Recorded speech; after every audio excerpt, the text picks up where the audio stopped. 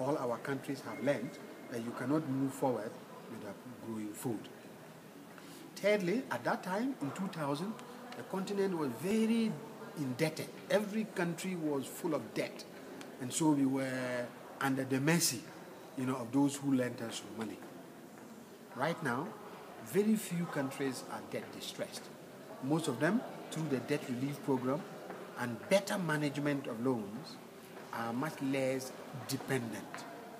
And also now, because of China, India, Brazil, the prices of the things that we export has improved. So most countries now are much better. So, answer is, not as good as could be, but should be, but quite good depending on where we came from.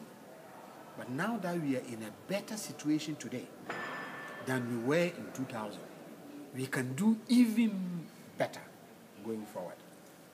Donc on va dire que vous avez un bon espoir. Bon espoir. Challenges. What are the challenges? Okay. Challenge number one.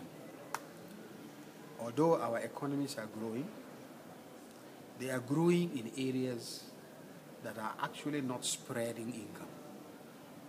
It's natural resources, it's housing, it's construction, it's banking. These things don't produce jobs. Our farmers are still not earning enough money. Therefore, wealth is not being spread. Secondly, the structure of our economies haven't changed. We are still dependent on natural resources. Only few countries have made an effort to industrialize.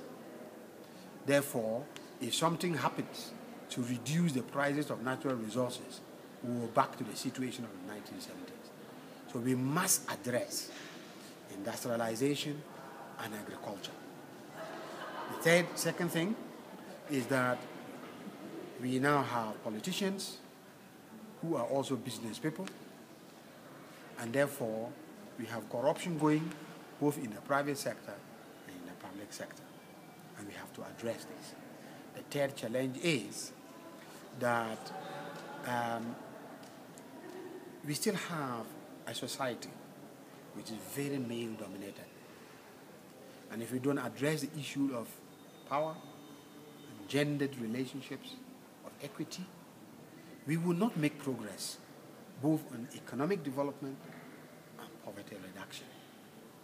Finally, we have an international community, international economy, which is in crisis.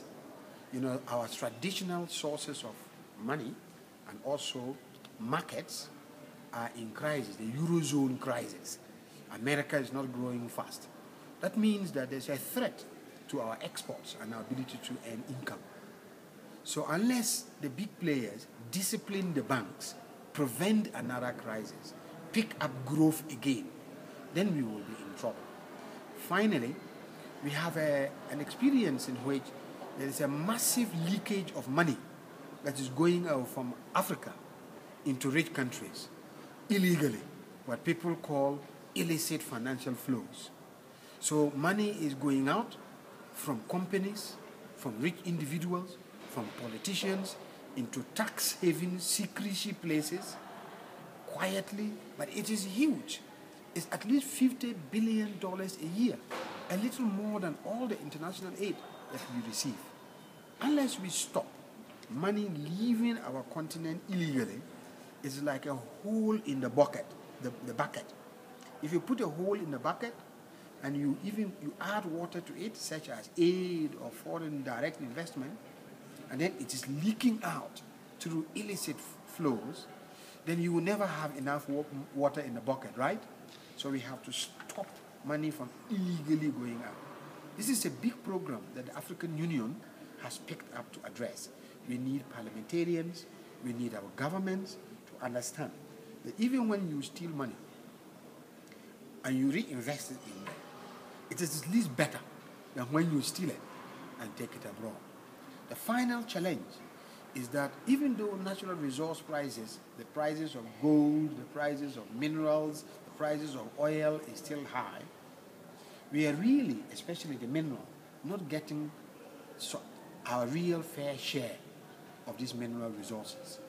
We have given them up almost for free.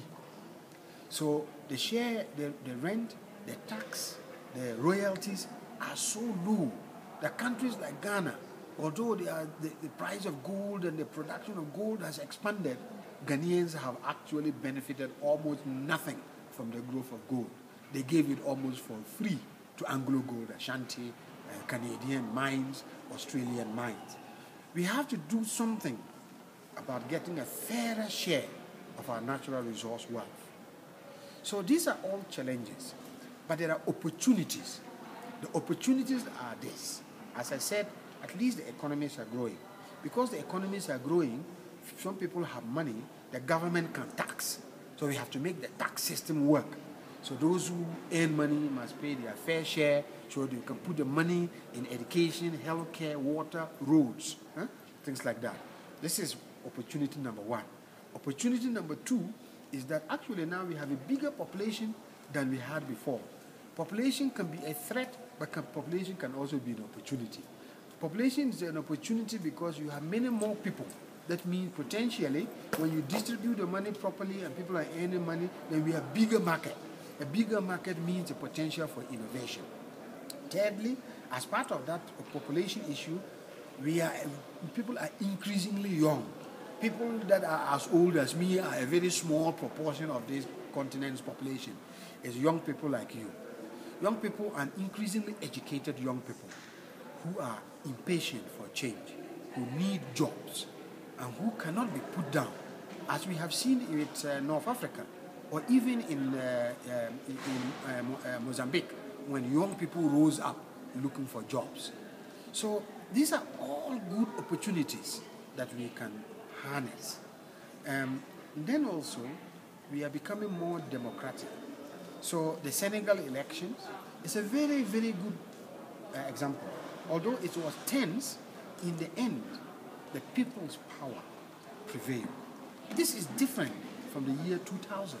In the year 2000, before then, there's a lot of individual dictators that were running our countries. So our economy, our societies are getting more democratic.